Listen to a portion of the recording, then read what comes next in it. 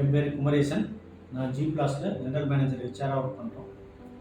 Last 2 டேஸாக நாங்கள் இந்த ISO 14001 45001 internal auditor training attend பண்ணியிருக்கோம். அதை இந்த ட்ரைனிங் ப்ரோக்ராமில் ஃபாலோ பண்ண விதத்தை பற்றி நான் ஒரு ஃபீட்பேக்காக நான் இதை ரெஜிஸ்டர் பண்ணுறேன்.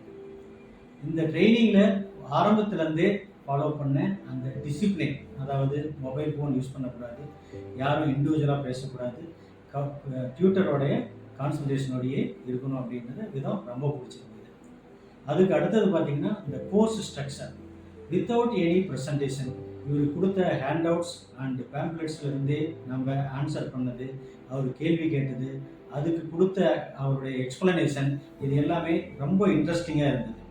அது மேலும் மேலும் அடுத்தது என்ன ஸ்டெப்புங்கிறத இதை மோட்டிவேட் பண்ணி கொண்டு வந்தது.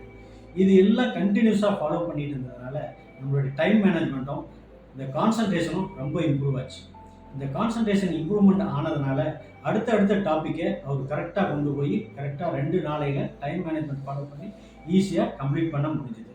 அதே மாதிரி இவர் கொடுத்த அந்த course structure from the what is internal auditor, what is audit program, what is audit plan, இது எல்லாம் கொண்டு வந்தது. Including course finding, audit findings, இது கன்க்ளூஷன் கொடுத்தது வரையிலும் ரொம்ப ஈஸியாக இருக்குது. இதை வச்சுக்கிட்டு நாங்கள் மற்ற ஆடிட் ப்ரோக்ராமே இதே கான்செப்டை ஃபாலோ பண்ணுறதுக்கு எங்களுக்கு ஈஸியாக இருந்தது. அதே மாதிரி இவர் கொடுத்த அந்த டெமான்ஸ்ட்ரேஷன் அண்ட் கன்செப்சுவல் கிளாரிட்டி எங்களுக்கு ரொம்ப பிடிச்சிருந்தது.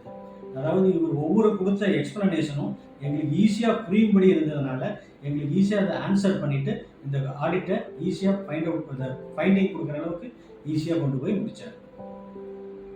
தேங்க்யூ.